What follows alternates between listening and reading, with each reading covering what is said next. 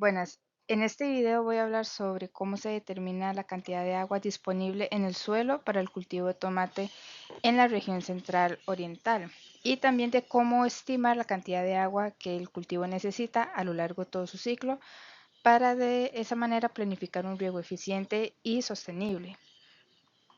También es importante ver que la gestión del agua es un tema fundamental en lo que es la agricultura, especialmente en dichas regiones donde este recurso es limitado o variable. También regar de manera adecuada no es solo mejorar el rendimiento del cultivo, sino que también este ayuda a conservar el agua y evitar problemas como la salinización o la erosión del suelo. Para estos cálculos se necesita saber estos conceptos básicos, que es la humedad gravimétrica, la humedad volumétrica, la densidad aparente, la capacidad de campo y el punto de marchitez permanente. En lo que es la humedad gravimétrica, con este se puede ver el porcentaje de agua en el suelo en función del peso seco. Con la humedad volumétrica, este mide el volumen de agua dentro del suelo respecto al total de suelo, lo cual quiere decir que con este cálculo em, indica cuánto espacio del suelo está ocupado por agua. Y por otro lado, lo que es la densidad aparente, con este cálculo, el resultado de este cálculo se puede ver qué tan denso, qué tan compacto se encuentra el suelo. Porque si es un suelo poco compacto, eh, retiene menos agua, ya que los poros no están en una manera adecuada. Para realizar estos cálculos, tener estos resultados, se tuvo que hacer un procedimiento en el cual se tomó una muestra de suelo fresca y se tomó otra muestra de suelo un poco seca y ambas se metieron en el microondas por 8 minutos y se volvió a pesar. Entonces se pesa al principio cuando se agarra, cuando se toma la muestra y se pesa al final ya cuando han pasado por el microondas. Aquí podemos ver que en, el, en la capacidad de campo la humedad gravimétrica es más baja que el punto de marchitez permanente, un poquito baja. Luego en la humedad volumétrica la capacidad de campo es más alta que la de punto de marchitez. Y la densidad se puede ver que la capacidad de campo es más alta que la de punto de marchitez, lo cual quiere decir que en la capacidad de campo hay más, el suelo está más compacto. Y también, bueno, en este caso la capacidad de campo es la cantidad máxima de agua que queda disponible en el suelo después de que se ha drenado en exceso por gravedad, en lo cual esta agua la absorben las raíces.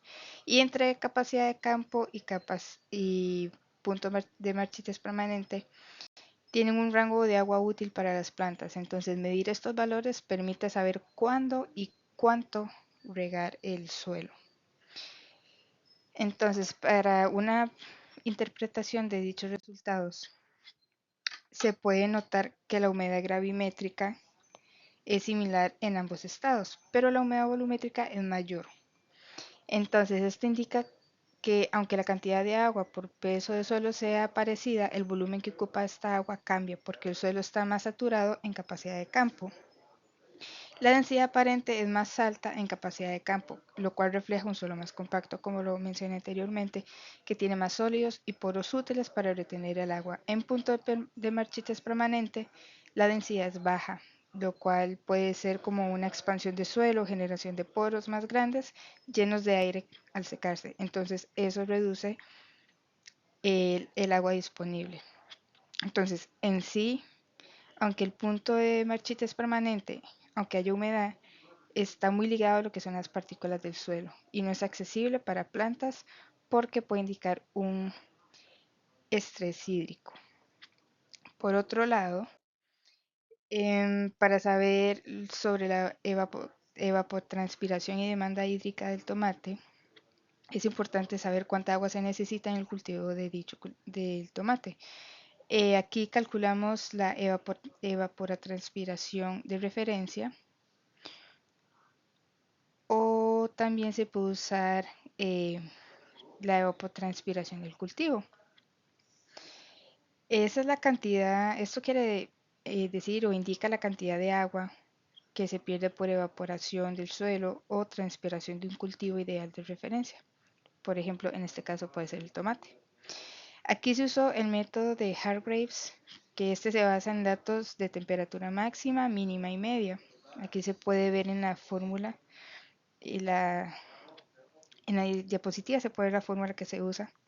Así también se usa la radiación solar. Entonces, este es un método muy práctico porque solo necesita datos meteorológicos básicos.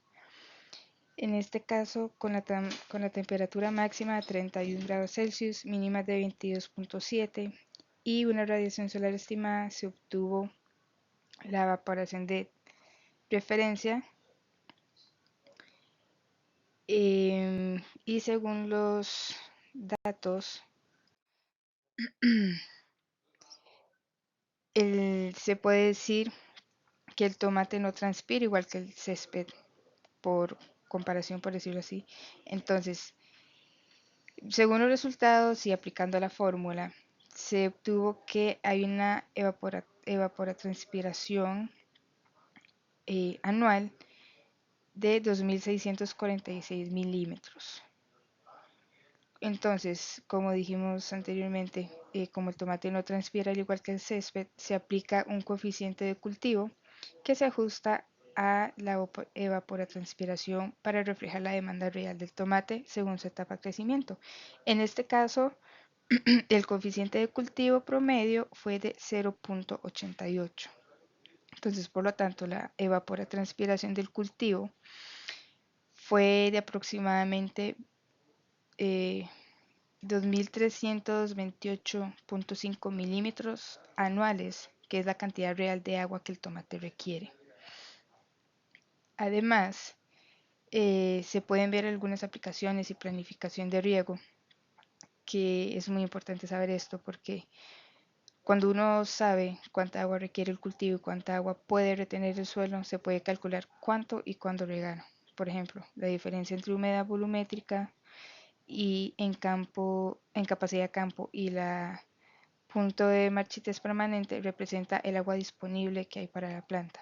Entonces, si el suelo tiene 25.9% de humedad volumétrica en capacidad de campo y 28.86 en punto de marchitez permanente, esto quiere decir que la planta tiene acceso aproximadamente un 5% de agua volumétrica utilizable. Entonces, conociendo el volumen del suelo, se tiene que la planta en su zona radicular y la demanda hídrica, se puede estimar que la frecuencia y cantidad de riego necesaria para evitar el estrés hídrico o el exceso de riego.